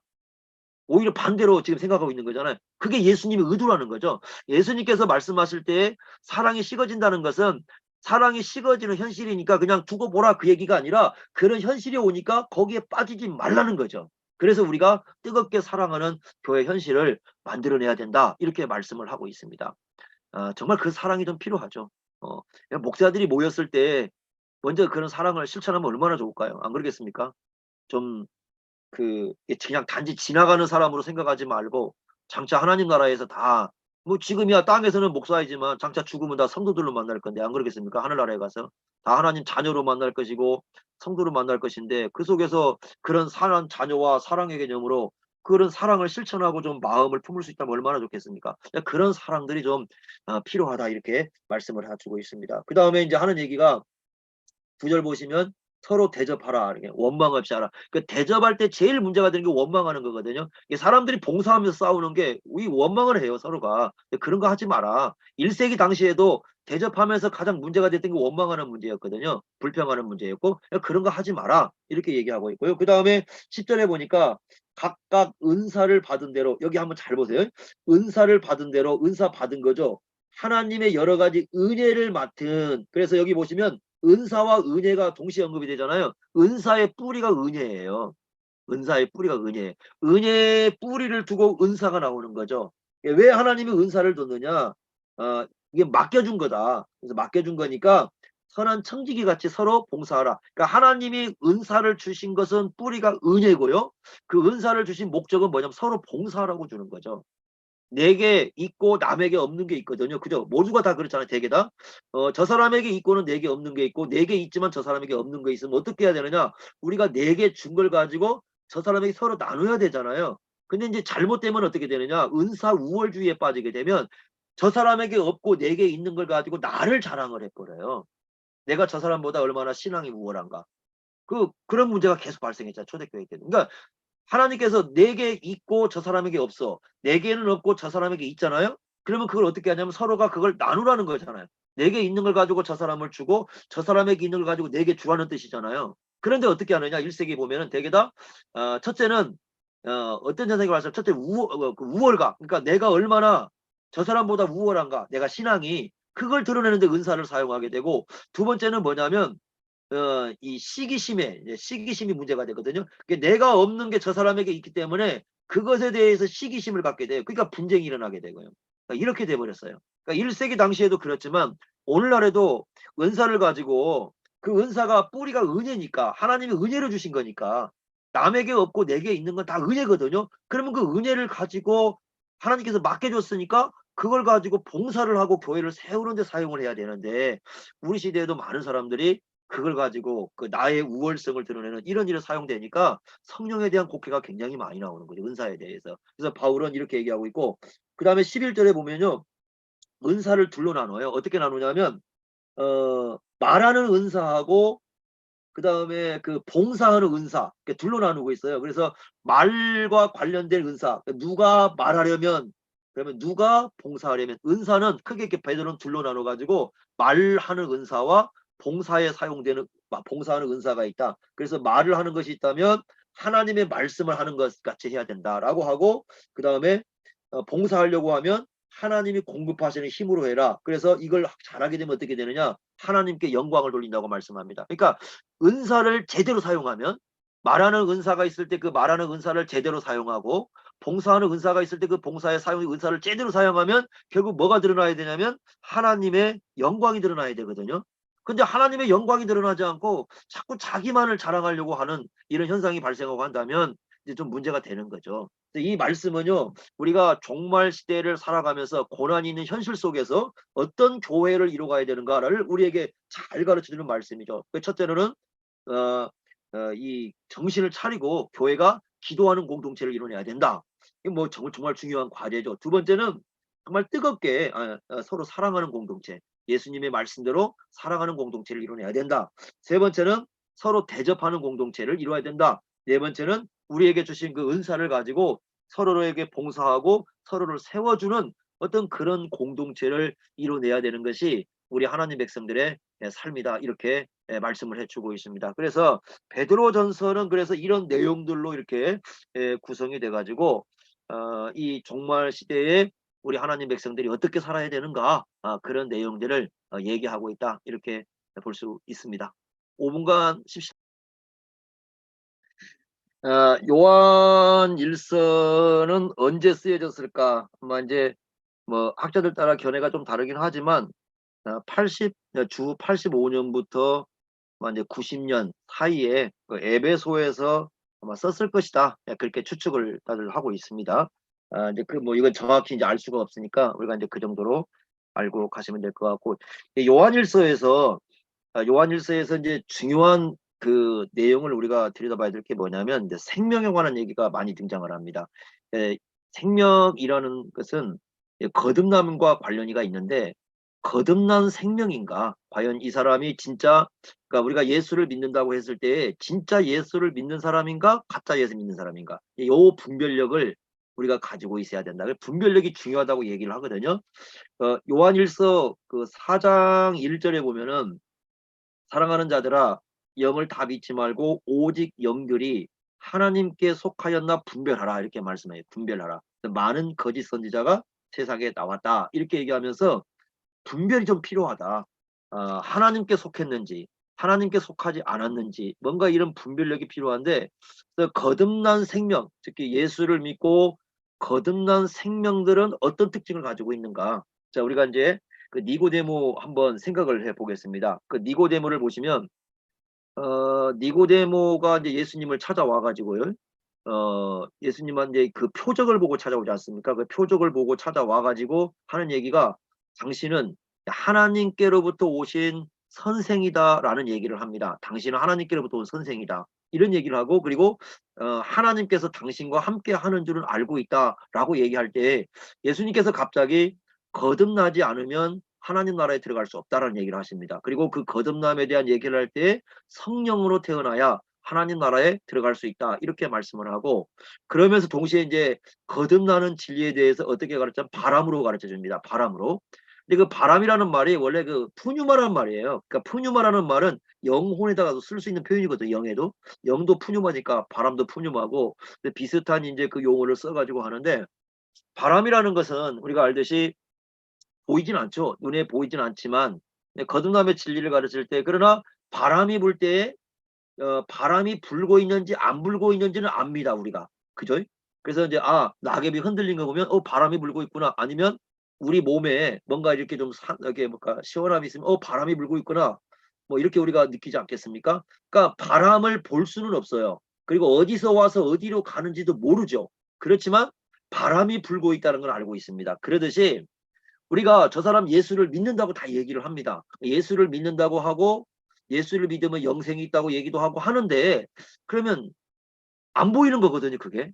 정말 저 사람의 믿음이라는 건 눈에 보이지도 않는 거고 영생도 눈에 안 보이는 거잖아요. 뭐 예를 들면 초콜릿 하나 주면은 초콜릿 나한테 줬구나. 이거 눈에 보이니까 알지 않습니까? 그런데 예수님께서 은혜로 믿음을 주셨다고 그러고 그다음에 영생을 주셨다고 하는데 우리 눈에 아무것도 안 보여요. 성령을 보내셨다고 했는데 성령도 눈에 안 보여요.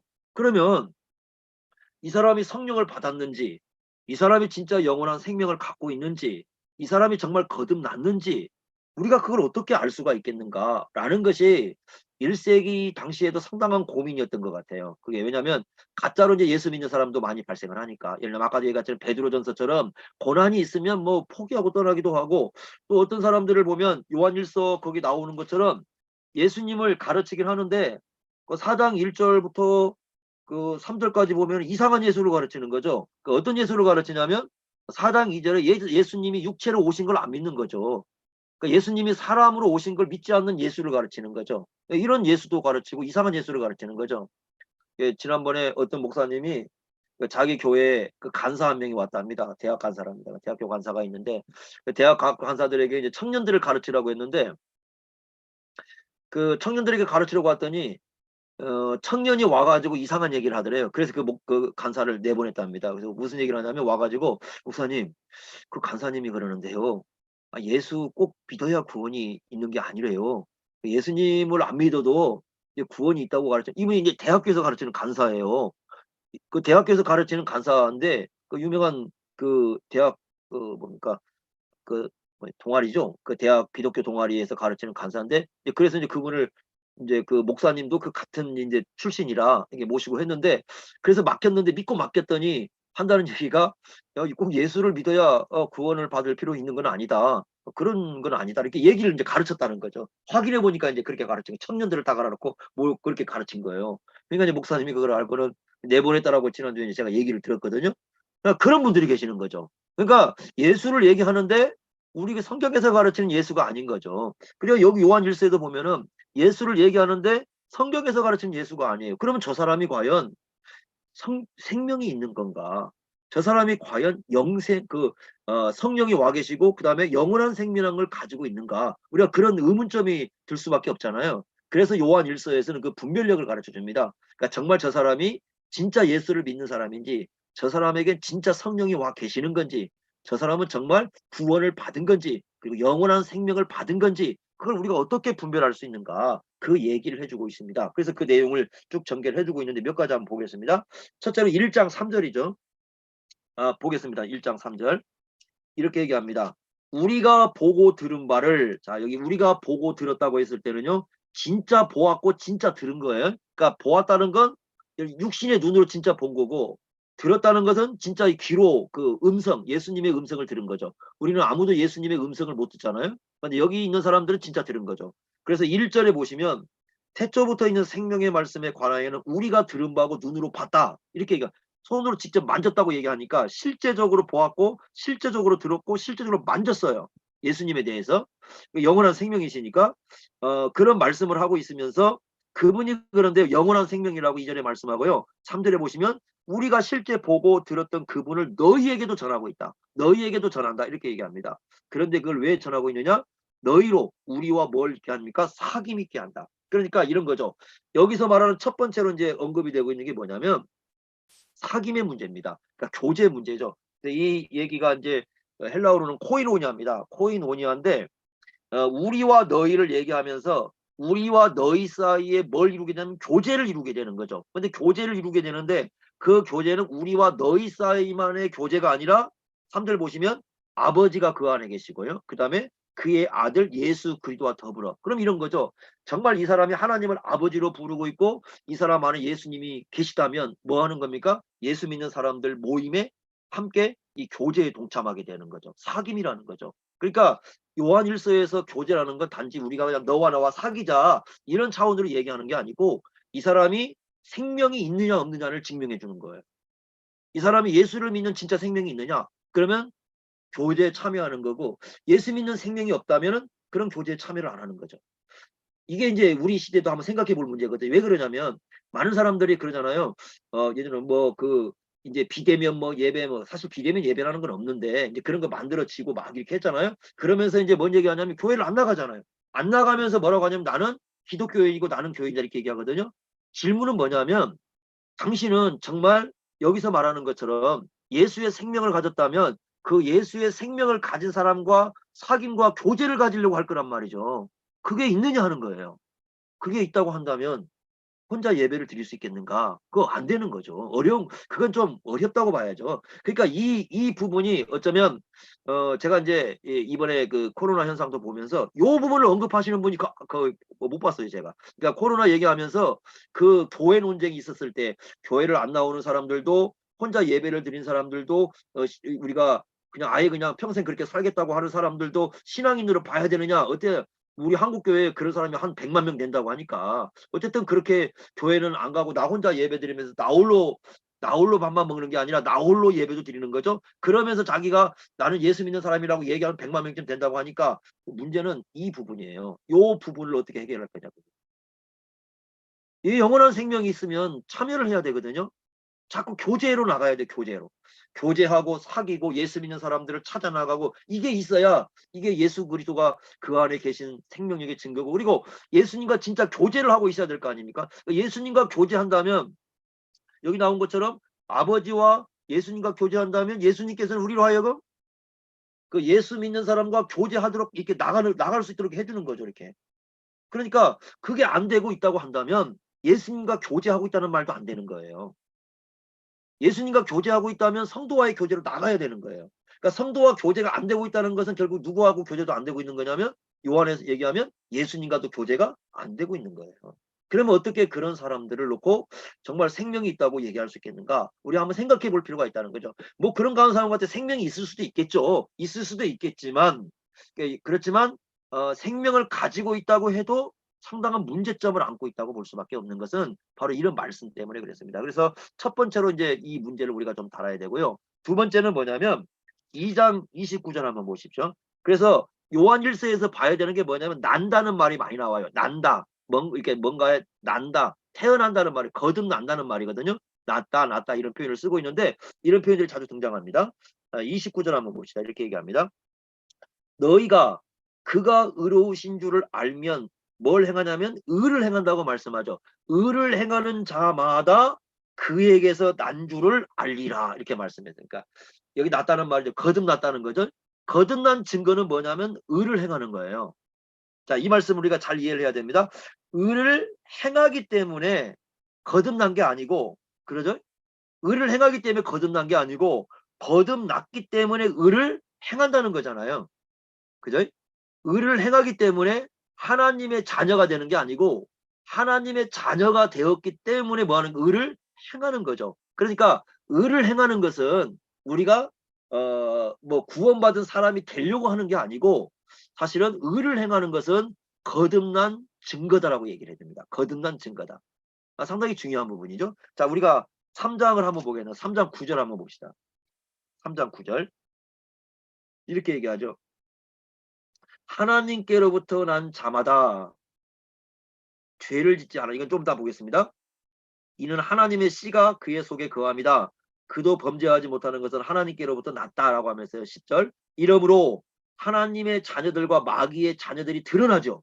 그러니까 드러나는 겁니다. 그러니까 이것 때문에 하나님의 자녀가 되고 마귀의 자녀가 이런 것이 아니라 자기가 하나님의 자녀인지 마귀가 자녀 드러내는 게 있는데 이런 거죠. 무릇 의를 행하지 아니하는 자는 이렇게 나와요. 의를 행하지 아니하는 자는 하나님의 자녀가 아니라는 뜻이죠. 그 다음에 그 의를 행한다는 그 하나의 중요한 내용이 뭐냐면 그의 형제를 뭐 하는 거냐면 사랑하는 겁니다. 그리고 11절에 우리가 서로 사랑하는 거죠. 아까 베드로전서에서 사랑은 그 진리가 심어진 거듭난 증거라고 말씀하지 않았습니까? 그러죠? 베드로전서 1장에서 아까 우리 볼 때 거듭난 증거잖아요. 여기 또다시 강조하고 있어요. 여기도 요한도 마찬가지인데요. 그러니까 거듭났으면 사랑을 행하는 거죠. 그러니까 지금 여기에서는 의를 행하는 것과 사랑을 행하는 걸 같이 이렇게 두고 있는데 거듭난 사람이 그렇게 할 수 있는 거죠. 그러니까 의를 행하기 때문에 거듭나는 게 아니고 의를 행하기 때문에 하나님의 자녀가 되는 게 아니고 하나님의 자녀이기 때문에 거듭났기 때문에 의를 행하는 겁니다. 이 부분을 요한에서는 상당히 우리에게 중요하게 가르쳐 주고 있죠. 그래서 요한 1서에서는 너희들이 의를 행해야 된다. 의를 행하는 삶을 살아야 된다. 왜 그렇게 살아야 되느냐? 너희들 거듭났기 때문이다. 하나님께로부터 태어났다면 마땅히 너희가 그런 삶을 살아야 된다. 이렇게 얘기를 해주고 있는 거죠. 그러니까 상당히 의미가 있죠. 자, 그 다음에 세 번째는 뭐냐면요. 아까 읽었던 말씀이죠. 3장 9절 보시면 어려운 말씀을 합니다. 하나님께로부터 난 자마다, 이게 아까 났다는 말, 거듭났다는 죄를 짓지 않는다. 이제 가장 이제 이게 우리의 고민 덩어리가 뭐냐면 우리가 다 죄 짓고 살아가거든요. 그죠? 예수 믿고도 죄 짓잖아요. 그런데 여기 보니까 거듭난 사람은 죄를 짓지 않는다? 왜? 하나님의 씨가 그 속에 있기 때문이다. 범죄하지 못하는 건 하나님께롭게 났기 때문이다. 이렇게 말씀을 하고 있잖아요. 그러니까 이제 사람들이 이거 어떻게 이해를 해야 되는가 이렇게 얘기를 해요. 자, 그 다음에 또 하나 보겠습니다. 5장 18절 한번 보십시오. 5장 18절. 이렇게 말씀하죠. 5장 18절 보시면 하나님께로부터 난 자는 다 범죄하지 아니하는 줄 우리가 안다. 그죠? 하나님께로부터 태어난 사람, 거듭난 사람은 죄를 짓지 않는다. 그런데 예수 믿는 사람들이 죄를 안 지을까? 그러면 이건 1장 8절과 모순이 됩니다. 1장 8절 한번 보십시오. 1장 8절에 보시면 그 예수 믿는 사람들에게 하는 얘기인데요. 요한 1서 1장 8절에 이렇게 말씀했습니다. 만일 우리가 죄가 없다고 말하면 스스로 속이고 또 진리가 우리 속에 있지 않는 거다. 그러니까 진리가 우리 속에 있는 사람은 내가 죄가 있다고 말을 해야 된다는 거거든요. 그러니까 진리가 마음속에 없으면 죄가 있다고 말하지 않아요. 그러니까 진리가 내 마음에 있다는 건 구원받은 거죠. 구원받은 사람은 내가 죄가 있다라고 얘기를 하는 거거든요. 그런데 뒤에 가서는 또 뭐라고 하냐면 거듭난 사람은 죄를 짓지 않는다고 얘기를 해요. 그러면 요한이 하나의 말씀 속에 두 개의 이게 모순된 얘기를 할 수 있겠는가?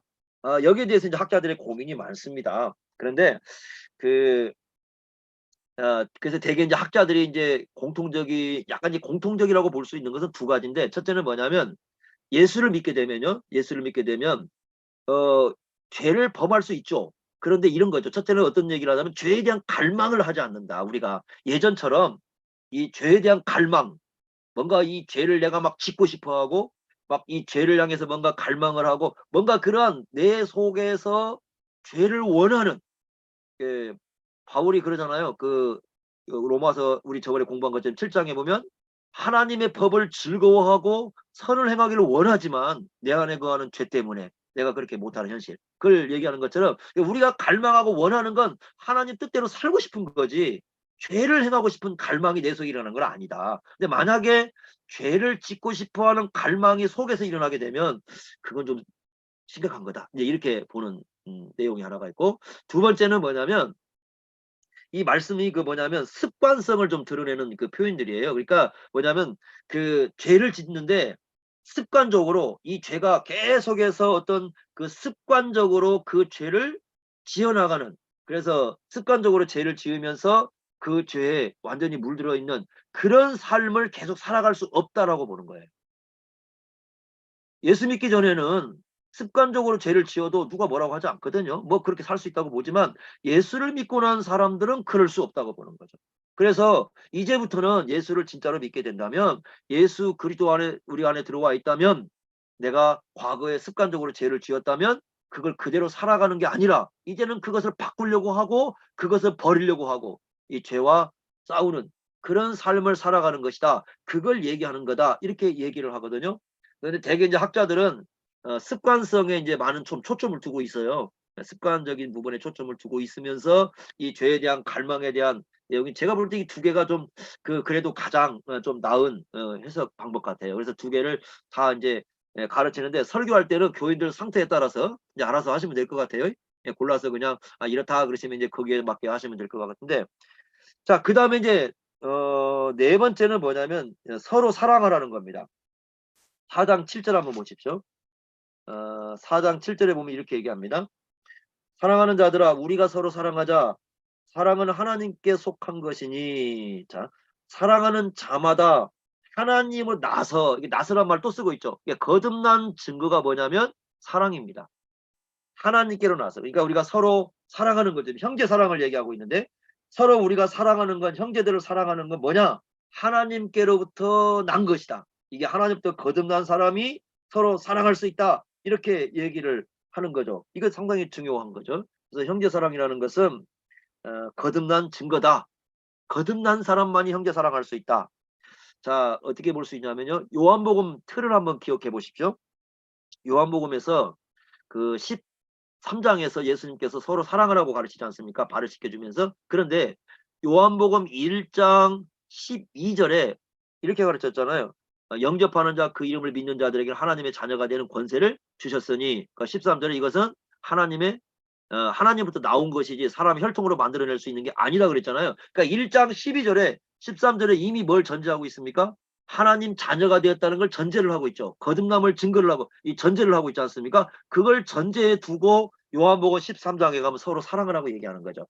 그러니까 믿지 않는 사람들에게는 그래서 서로 사랑하라는 말이 전혀 통하지가 않아요. 이건 그들은 전혀 살아갈 수 없는 삶이에요. 이것은 예수를 믿고 거듭난 사람만이 가질 수 있는 사랑입니다. 자 그러면 요한일서에서 말하는 건 뭐냐면 이런 거죠. 만약에 거듭나지 않는 사람이라면 어떤 사람들이냐? 예수 믿는 사람들을 미워합니다. 형제를 미워하는 거예요. 그래서 형제를 미워하는 사람은 거듭난 사람이 아니에요. 요한일서 그래서 3장 14절에 이렇게 말씀했어요. 3장 14절에 우리가 형제를 사랑함으로 사망에서 옮겨 생명으로 들어갔다. 그러니까 거듭난 거죠. 사망에서 옮겨 생명으로 들어간 것은 형제를 사랑하는 걸로 알 수 있다. 그리고 뭐라고 합니까? 사랑하지 않는 자는 그런데 사랑하지 않으면 그 사람은 사망에 머물러 있는 것이다. 15절 형제를 미워하는 사람은 살인하는 자고 살인하는 자는 영생이 그 속에 있지 않다. 그러니까 영생이 그 안에 없는 사람들은 사랑할 수 없어요. 예수 믿는 사람 이게 서로 사랑하는 말이 이루어지지가 않습니다. 생명이 있어야 서로 사랑하는 거고 생명이 있어야 예수님 말씀을 실천할 수 있습니다. 그러니까 우리가 저 사람이 거듭났다, 생명이 있다 그 증거를 어떻게 알 수 있냐면 서로 사랑하는 것을 보면 알 수가 있습니다. 그러니까 우리 시대에 이런 거 참 중요한 거죠. 그래서 서로 사랑하고 예수 믿는 사람들이 함께 교제하고 예수 믿는들이 서로 사랑하는 것은 이건 예를 든다면 그냥 억지로 뭘 해서가 아니라 저 사람이 정말 거듭났다면 저 사람이 정말 예수의 생명을 가지고 있다면 당연한 거예요. 그건 마땅한 거예요. 억지로 시켜서 하는 게 아니라 그 생명력을 갖고 있다면 당연히 그 생명력을 나타내는 거죠. 죽은 시체는 말을 하지 않아요. 죽은 시체는 말을 하지 않고 죽은 시체는 숨도 쉬지 않고 죽은 시체는 눈도 깜빡일 수가 없습니다. 살아있어야 말을 하고 살아있어야 눈도 깜빡이고 살아있어야 뭔가 이 생명력을 발휘하는 거잖아요. 그건 그런데 억지로 하는 게 아니에요. 저 사람이 살아있다는 건 막 강제로 하라고 해서 되는 게 아니고 물론 뭐 이제 수술해가지고 마취돼가지고 나온 사람은 떼어나라고 막 두드리 패야 이렇게 되지만 그렇지 않고 자연스럽게 살아가는 사람들은 생명이 있기 때문에 자연스럽게 이렇게 하는 거죠. 마찬가지로 우리가 서로 교제하고 여기서 말씀하는 형제들을 서로 사랑하고 하는 것은 강제로 하는 게 아니고 자연스럽게 우리에게 생명력을 가지고 있으면 그걸 하는 거다라고 지금 요한일서는 우리에게 말씀해 주고 있는 겁니다. 상당히 중요한 부분이죠. 이런 부분들이. 우리 시대 이제 교회를 볼 때. 그러니까 마지막 5번째는 5장 1절 한번 보십시오. 5장 1절에. 5장 1절입니다. 이렇게 말씀했습니다. 예수께서 그리스도이심을 믿는 자마다 하나님께로부터 난 자다 이렇게 말씀하죠. 여기 보니까 뭡니까? 하나님께로서 난 자의 또 하나의 증명은 예수를 누구로 믿는 겁니까? 그리스도로 믿는 거예요. 그리스도로 믿는 거. 이게 참 중요하죠. 예수님을 이제 그리스도로 믿는 것이다. 이렇게 말씀을 합니다. 우리가 이 말씀은 어디서 좀 볼 수 있냐면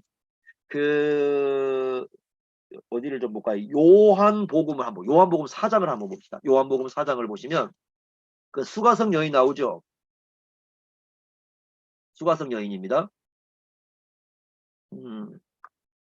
자, 그 수가성 여인 이해를 잘 하셔야 됩니다. 수가성 여인은 남편이 다시 있었으나 하나가 아니다라고 했잖아요.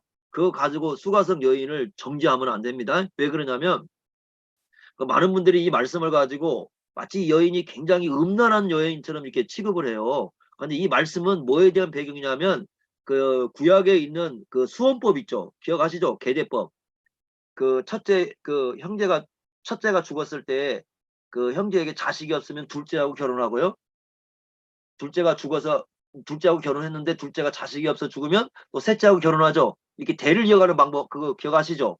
그래서 예수님께 왔을 때 그 부활에 대한 질문할 때 사두개인들이 그런 내용을 가지고 7명의 형제가 있는데 그 7명의 형제와 이 여인이 이렇게 그 결혼을 했는데 어떻게 누구의 와이프가 되겠느냐 뭐 이렇게 질문을 해가지고 부활 없다 뭐 그런 소리 하지 마라 뭐 이런 거 여러분 기억하시잖아요. 그죠? 그 내용이에요. 그러니까 이 당시에는요 이렇게 여인이 이렇게 할 수가 없어요. 어, 왜냐하면 요한복음 8장에 보시면 그 음행하다 현장에서 걸린 여인을 어떻게 합니까? 돌멩이로 바로 치고 있잖아요. 그런 현실인데 무슨 놈은 여기 그 5명의 남자를 이렇게 막 이 남자 저 남자 이렇게 다녔다고 그렇게 얘기를 합니까? 그건 말이 안 되는 거고 그건 그 당시에 계대결혼법이 통용되고 있는 사회이기 때문에 막 그걸로 이해하는 것이 좀 좋을 것 같아요. 그래서 지금 많은 학자들이 이제 그런 부분으로 강조를 합니다. 그런데 여기서 중요한 건 뭐냐면 여인이 예수님을 알아가는 것을 어떻게 알아가는가 한번 봅시다. 구절 한번 보겠습니다. 먼저 구절. 자, 처음에 예수님을 만났을 때 구절을 보시면 사마리아 여자가 당신은 누구라고 얘기하냐면 유대인이라고 얘기합니다. 지금 예수님을 처음에 만났을 때에 이 여인에게 예수님은 유대인이고 성인이죠. 유대인 성인 남자입니다. 그 남자인데 그렇게 지금 이해를 하고 있습니다. 그래서 처음에 지금 예수님을 만난 상황에서는 이렇게 지금 예수님을 이해하고 있고 그 다음에 조금 이렇게 시간이 지나면서 12절을 보시면 대화를 이제 하는 중에 12절을 보면 약간 대화가 좀 달라졌어요. 뭐라고 얘기하냐면 당신은 야곱보다 크십니까? 라고 질문을 하고 있습니다. 이 얘기는 무슨 얘기냐면 이 여인이 지금 예수님과 대화를 하는 과정 속에서 지금 내 앞에 있는 분은 그 사마리아 사람들은 야곱을 굉장히 존중하거든요. 야곱을 존중하고 존경하는데 자기들이 존경하고 존중하는 그 야곱보다는 뭔가 좀 크신 분 같다라는 느낌을 지금 받고 있는 거죠. 그 질문을 하고 있습니다. 자, 그 다음에 또 대화가 진척이 됩니다. 대화가 진척이 되고 나서 이 여인의 상황을 예수님이 딱 얘기하고 나니까 19절에 뭐라고 하냐면 이렇게 하면 주여 내가 보니 뭐라고 얘기합니까? 선지자입니다. 이렇게 선지자라고 고백을 딱 해버립니다. 그러죠? 선지자라고 딱 고백을 하죠. 자, 선지자라고 고백을 했습니다. 그럼 또 대화가 또 진행이 됩니다. 그 예배에 대한 얘기가 진행이 됩니다. 25절 봅시다. 25절 보면 여자가 이렇게 얘기합니다. 여자가 이르되 메시아가 온다면 그리스도가 온다면 이렇게 말씀하죠. 메시아에 대한 관심을 드러내죠. 그리스도에 대한 관심을 드러냅니다. 그리스도 메시아. 자, 그때 예수님이 뭐라고 하냐면 내게 말한 내가 누구다? 바로 그다. 그 말은 예수님 자신이 누구라는 겁니까? 메시아라는 거죠.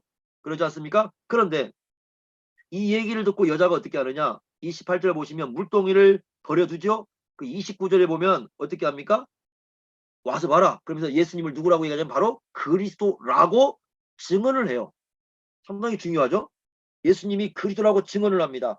거기 그 39절에 보시면 증언했다고 나오거든요. 내게 말한 분을 증언했다. 그 말은 누구로 증언한 거냐면 그리스도로 증언한 거죠. 그런데 잘 보시면 여기에 뭐가 없어요? 뭐 성령의 역사가 있다 그런 얘기 없잖아요. 지금 그죠? 그런 얘기가 없는데 문제는 뭐냐면 3장에 이미 뭐 얘기했습니까? 거듭남에 대한 얘기를 했죠. 그러니까 지금 이 여인이 예수님을 그리스도로 깨닫고 메시아로 깨닫는 것은 결국 이 여인 속에 누가 역사했다는 그런 암시를 주고 있냐면 성령이 역사하신다. 거듭났다라는 증명을 해주고 있는 거죠. 그래서 아까 그 요한 1서 5장 1절에 보시면 거듭난 사람의 가장 중요한 증거 중에 하나가 뭐냐면 예수님을 그리스도로 고백하는 거죠. 메시아로 고백하는 건데 그걸 고백하지 않게 된다면 그 사람의 거듭남에 대해서 우리가 다시 한번 생각해 볼 필요가 분명히 있는 거죠. 그래서 이 부분을 얘기를 하고 있는 겁니다. 영생이 있다면 생명이 있다면 분명히 예수를 그리스도로 고백한다라고 강조를 해주고 있습니다. 이게 거듭남에 상당히 중요한 증거고 그 증거는 바로 수가성 여인에게서 우리가 볼 수가 있습니다. 자, 그러면 이제 요한일서에서 생명이 있다라는 증거. 그러니까 요한일서는 끝까지 이제 이런 부분에 대한 이제 관심을 드러내고 있어요. 그리고 요한일서 이제 그 마지막 이 부분에 점점 가면서도 역시 그 12절에 보시면 5장 12절에 보시면 아들이 있는 자에게는 생명이 있고 아들이 없는 자에게는 생명이 없다 이렇게 말씀하거든요. 그러면 그 안에 아들이 계신 증거, 예수님이 내 안에 계시고 내 안에 영원한 생명이 있고 내가 거듭난 증거는 뭐냐? 그랬을 때 첫째는 서로 사귀는 거고 교제하는 거요. 교제에 참여하는 거고 두 번째는 의를 행하고 세 번째는 죄를 짓지 않고 네 번째는 서로 사랑하고 마지막 다섯 번째는 예수님을 그리스도로 고백하고 이런 내용을 가지고 이 요한 일서를 통해서 메시지를 전해주고 있는 걸 우리가 볼 수가 있습니다. 그래서 이 요한 일서에서는 이 교회 현실을 놓고 당신들이 정말 예수를 아들을 예수님을 내 안에 모시고 있다고 하는데 진짜 예수가 그 안에 계신 증거를 가지고 있느냐라고 했을 때 이 부분이 중요하다. 그 고린도전서 12장 3절에는 성령이 내 안에 계신 증거가 예수님을 주님으로 고백하는 거라고 그랬죠. 그렇지 않습니까? 그리고 갈라디아서 4장 6절인가요? 거기하고 로마서 8장에 보면 그 성령이 내 안에 계신 증거가 뭐냐면 하나님을 아빠 아버지라 부른다고 그랬잖아요. 아들의 영이 있을 때 아빠 아버지라 부르고요. 다 그것도 거듭난 증거예요. 그러니까 내 안에 성령이 계셔야 하나님을 아빠 아버지라 부르는 거고 내 안에 그 성령이 계셔야 예수님을 주님으로 고백하는 거죠. 그리고 이제 요한일서도 보면은 내 안에 성령이 계시고 내 안에 예수님이 계신 증거는 거듭난 증거는 서로 사귐에 참여하고 의를 행함에 참여하고 죄를 우리가 멀리하고 서로 사랑하는 삶에 추구하고 그 다음에 예수님을 그리스도로 신앙 고백하는 이 신앙 고백이 분명하게 드러나게 된다. 자, 그리고 또 요 예수님을 그리스도로 고백한 거 기억하시죠? 베드로. 마태복음 16장에 보시면 주님께서 너희는 나를 누구냐 이렇게 물었을 때 당신은 그리스도시고 이렇게 돼요. 그리스도시고 살아계신 하나님의 아들이십니다. 그랬을 때 예수님이 뭡니까? 그걸 알게 하시는 분은 너희의 아버지다라고 가르쳐 줍니다. 이게 다 마찬가지예요. 다 이런 게 통행하는. 그러니까 이것이 정말 우리 안에 예수님이 계신 증거다. 이렇게 요한일서에서는 가르쳐 주고 있습니다. 그래서 우리 목회자들이 이제 끊임없이 이런 말씀들을 가지고 우리 교인들을 한번 살펴봐야죠. 정말 생명을 가지고 있는지, 영원한 생명을 갖고 있는지, 뭐 이런 증명을 한번 해볼 필요가 있습니다. 이것이 요한 일서가 됩니다.